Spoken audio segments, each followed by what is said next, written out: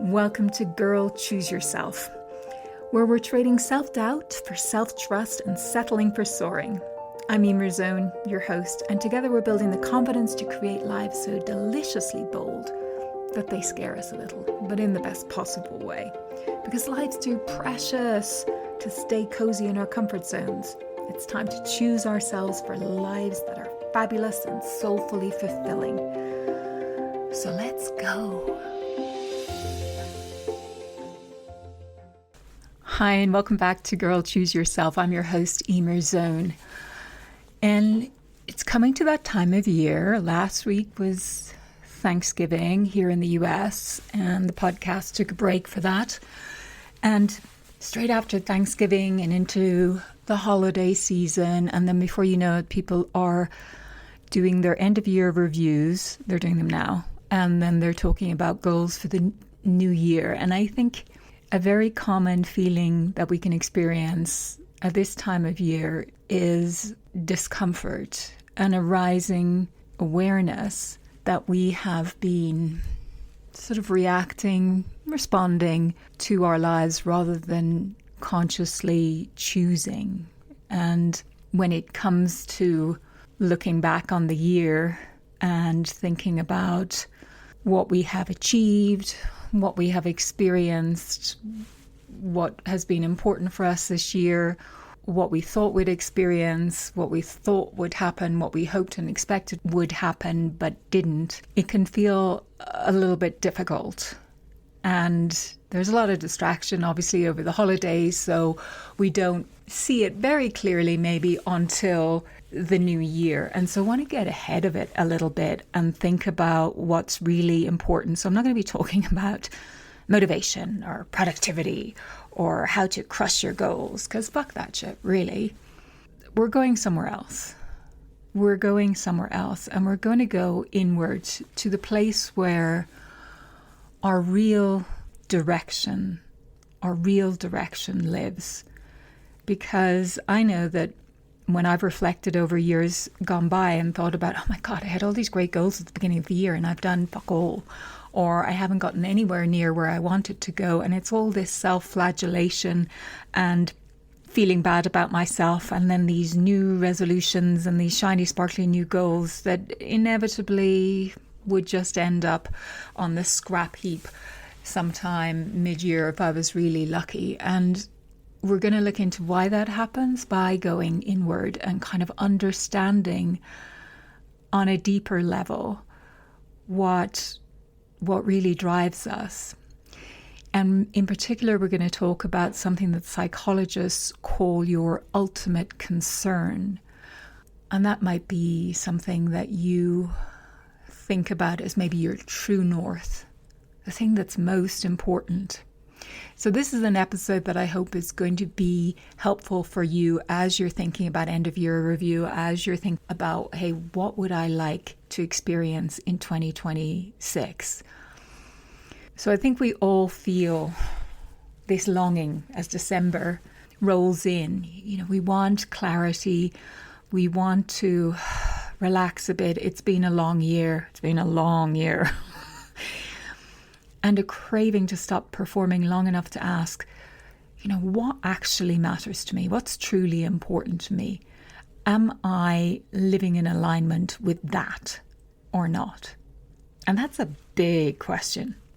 Most of the stress that we're carrying, I think, isn't from doing too much. Hang with me here, but it's from doing too much of what doesn't feel true. It's from doing too much of what doesn't nourish us, feel important on a deeper level of meaning. And I think we do this because we're constantly looking outward for the signals, for validation, for inspiration, you know, for those signals that we're on track, that we're doing the right thing, that we're doing okay. And I think the trap in that is that when we outsource our direction, we weaken our own relationship with our inner knowing, right? If I'm always looking outside and thinking, am I doing okay, based on signals from the external, there's a very good chance that I am devaluing my own inner knowing, my intuitive abilities. I'm kind of smothering those in favor of what most everybody else is doing and what I'm seeing validated externally as being the thing to be doing. Here's the thing, I've set goals, and perhaps you can reflect on this too. Have you set goals in the past where you've achieved them and then it felt a bit hollow or unsatisfying? Like, oh, okay. I think I was listening to a podcast the other day and people were talking about this sense of meaning, particularly when people are in pursuit of a lot of money, a lot of wealth, a lot of the toys that come with that. And it was a Hollywood actor who was talking about being in his, I don't know, McLaren or some type of really expensive sports car and sitting there feeling miserable and going, shit, money wasn't it. You know, when you're sitting in maybe your Ford Fiesta or whatever, your car that breaks down all the time and you're feeling upset and you think, well, if I have a better car, if I have more money, then I'll be happy then. And then getting that and then realizing that, no, that wasn't it. It was a deeper need. That was not what I really needed. And by the way, I don't want to belittle the importance of money and financial security, particularly if you're sitting in your broken down car and life is feeling grim. Money can help. But I'm just saying this need for real meaning in life, that some people sort of outsource that externally and are solely in pursuit of money or validation externally, and then they miss what matters most. So before you're doing anything else, before you get into your vision board, if that's something that you do, or buying your fancy planner and setting your intentions or new year, new me declarations. I've done all of this, by the way, so I'm not ridiculing any of it. I just feel that we need to come back to the root. I think it can be very distracting, just this performance, if we're I always felt a tightness around the whole practice of I need a vision board and then that will work, or I need a perfectly organized planner and it'll be color coded and there will be special sections for this, that and the other, and I'll just say this one mantra over and over again and that will be the key that unlocks it all for me. And so I get it, how distracting all of that can be. I think the most important thing is that clarity inside of you, understanding deeply what matters most to you and letting that be the guide. Because I think the part that nobody really teaches us is that beneath every plan, every desire, and beneath every goal, there is a deeper driver, a through line, a sort of a center point of energetic power and magnetic pull. And this is what is sometimes referred to as the ultimate concern. And it's not what you think you want or what you think you should want. It's not what people will praise you for. It's not what looks impressive when you're posting online. And it's not what your younger self dreamed of out of insecurity. That thing that would make you all right, okay. But it really is the thing that brings meaning to your life, the thing that gives, that sense of coherence to all the other things, the thing that makes you feel like you're not wasting this. I always use this phrase, but I love it. Your one wild and precious life, that you are, unfolding beautifully, spectacularly into the magnificence of who you truly are. And nobody can tell you what that is. Nobody can tell you what that is. I would have liked to pay people a lot of money to say, tell me what the thing is that I'm supposed to focus on that will make it all feel coherent, that it will all work, and then I'll feel fine. Because I'm kind of annoyed doing my vision boards and all the rest of the things and not really feeling it and feeling empty after I set these goals that I think are good goals. It's exhausting. And then I know it's annoying to hear. I found it annoying to hear. It's inside of you that you're the expert. You have the answer. And that's kind of radical in a way, in a world full of noise and distraction and people selling you the inverted commas solution. If you just had the perfect planner, well, then that will work. I bought this big ass planner last year. It was supposed to be like magical because it was so huge and I'd be able to see every day of the year. And I never used it and it was the biggest waste of money. Maybe somebody else, it'll work for them. But I've been so distracted with trying to look outside of myself for something that is only accessible inside. And when you're connected to this deeper concern, this what matters most to me, I think something really magical happens. I think our goals then stop feeling like these pressure points. They really start feeling like natural expression. And our life stops feeling like we're in reaction mode to everything else that's happening and all of these triggers, but it starts to feel like alignment. So I'm expressing who I am, what matters most to me, and it feels good.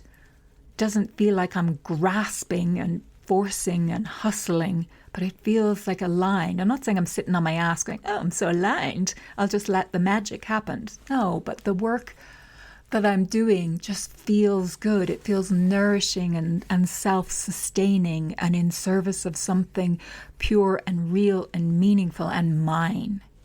And the exhaustion that we keep calling burnout reveals itself for what it often is. It's a life lived that's too far away from that ultimate concern, our own truth, what matters most to us. Psychologists talk about a goal hierarchy, and I've talked about this. I have coached a lot of leaders, and I speak corporate when I am coaching in corporate and use the terminology, but it does sound quite clinical. And here's what it really means. Not all goals are equal. Some are more important than others. Some matter deeply. Some matter a little. And to be honest, some never really mattered. They were borrowed from the outside world. They never really belonged to us at all. And our deepest truth, our deepest aim, that ultimate concern sits at the very top and is written in ink. You're so sure of it. So important. Think of it as sacred, non-negotiable, etched into rock, written in ink, whatever makes that sense of permanence come alive for you. And everything beneath it, the projects, the plans, the habits, all of the rest of those are written in pencil, if you will. They're flexible. We're experimenting. We're following our curiosity to see which path best serves the ultimate concern, is most aligned. So you want to feel agile in that space below the ultimate concern. And I think what most of us do, and some of us will spend our whole lives doing this, we obsess over those lower goals, those written in pencil goals, and we stay really vague and fuzzy or even avoidant about the ultimate concern, about the very top of that hierarchy, about what matters most.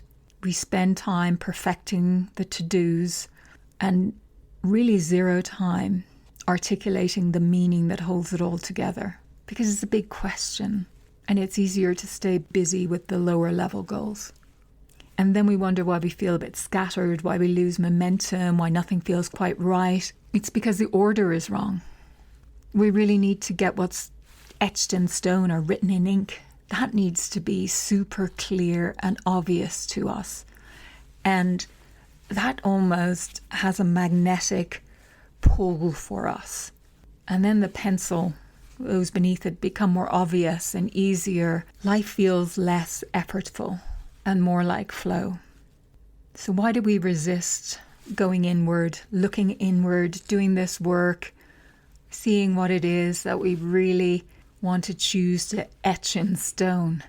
I think listening to ourselves, really listening, can be deeply confronting. I've done a number of silent meditation retreats. I trained for 2 years to be a mindfulness meditation teacher. And so as part of just enrolling in that course at the beginning of the 2 years, you had to do a silent retreat. And I have done several since.